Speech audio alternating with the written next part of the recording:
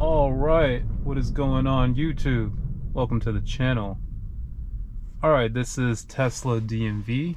We are here in Washington DC, and I want to show you all a little bit on Tesla's latest update. This is version 11.3.4. And no, I am not a Tesla employee. I am employed by another company, and I drive a Tesla, and I got version 11. So what does that mean? That means that it is gone wide. It's officially gone wide to the masses. And if you have FSDBETA on your car, you should be getting this any day now. Maybe you already have it by the time you've seen this video. So I hope you're enjoying it. I want to know your thoughts. Please drop a comment below. If you do have it or you don't, what kind of version are you running? What's your FSD experience like? If you go back and watch some of my videos over the last 12 months or so, actually not quite, I started doing this back in June of 2022, and it's March or April of 2023, so it hasn't even been 12 months, but you can see some real significant improvements. When I joined FSDBETA, it was 10.12, and then I got 10.13, and then I got 10.69, and now we're on version 11.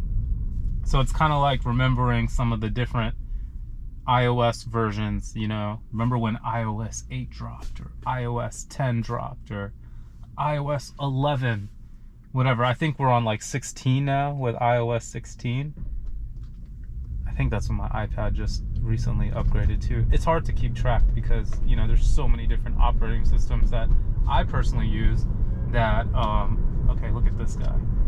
You know, you tend to notice the trend, right? For example, I've got an Android cell phone and I've got an Apple iPad. I have a Windows PC. I've got a Tesla car. You know, I got a GoPro. I got a Segway 9bot. Okay, so my life is pretty much powered through lithium ion. And not just that, each is a different operating system. Each works differently. Each has their benefits. Each,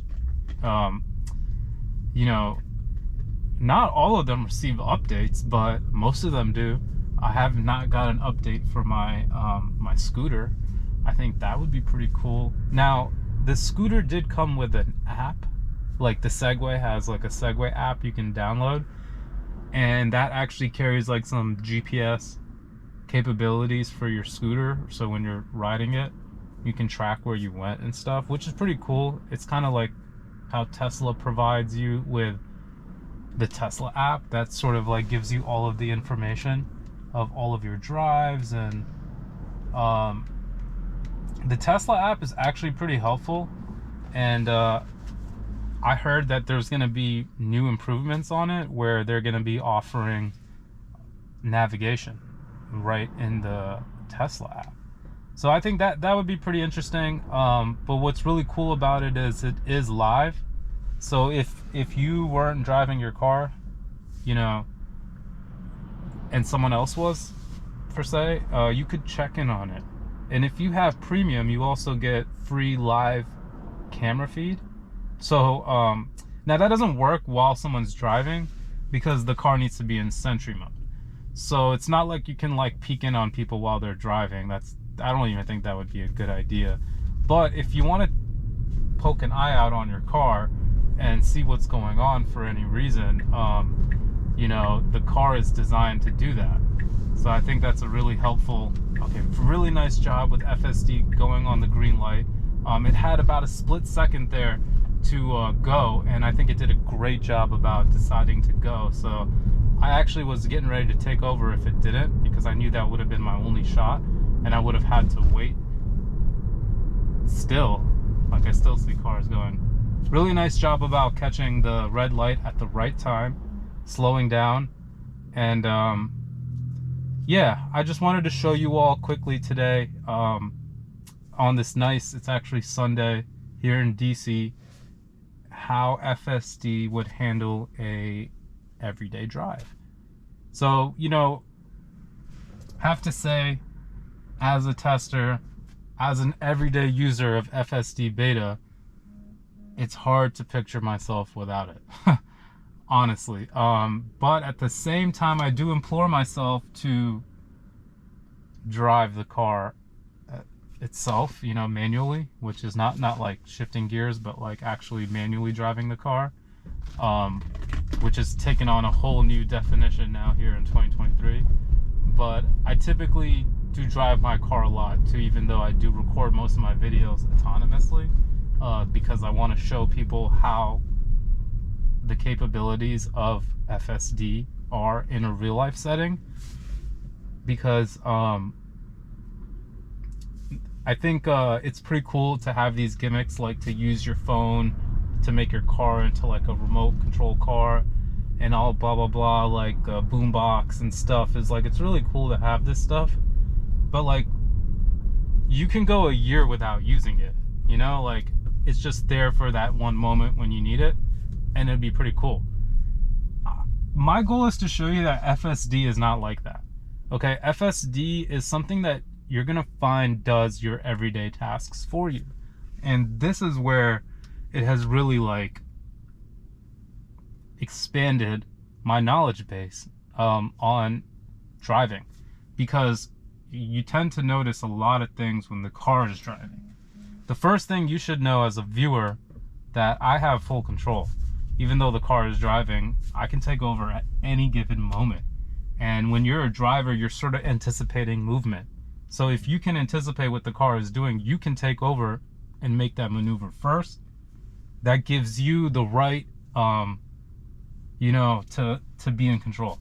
Now, if you want the car to drive for you, however, this is a new option, and people are now gravitating towards this because they're seeing that it does a really good job. So yeah, I just wanted to kind of throw that PSA out there, so you know that it's not like something you're just gonna use every once in a while when someone's in your car, or you just want to like play around with it when you have some free time. I don't have time to play around with FSD. I use it when I'm in the car. I use it when I drive. I use it every single day. We also have a Tesla in the family with no FSD on it. We have two cars with FSD, this being one of them. And then we have a Model Y with no FSD at the moment.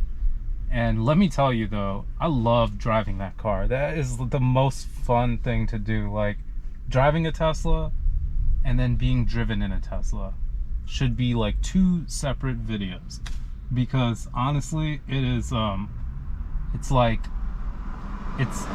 a big golf cart that goes really fast, and it's a lot of fun, and you're allowed to drive them on the road. So and they're really safe, especially when you like kind of punch it into gear, even though there's one gear. I mean, like when you drive it, it's really easy to control, like as you're accelerating, because it's a different type of movement. You know, like a typical car is like always moving, and you sort of have to hit the brakes for it to stop the wheel, whereas an electric car is always stopped, and then you have to hit the accelerator, for example here, to make it move. You see that? So without anything touching my pedals, the car remains in hold. All right guys, I want to thank everyone for watching this video here. I hope you enjoyed it, and hit that like button if you did. Make sure you subscribe to Tesla DMV for the DC metropolitan area being tested using the latest version of FSDBETA. And I will be bringing you videos such as the Capitol Beltway, Route 66. I'm gonna bring you the toll road 267. We're gonna try out Route 28. Basically all of the roads that I know navigate on autopilot was being used. I'm gonna test out FSD on the highway. So yeah, coming to you soon, FSD on the highway. Well, it's already here. Appreciate you guys watching, and I hope you have a great rest of your day.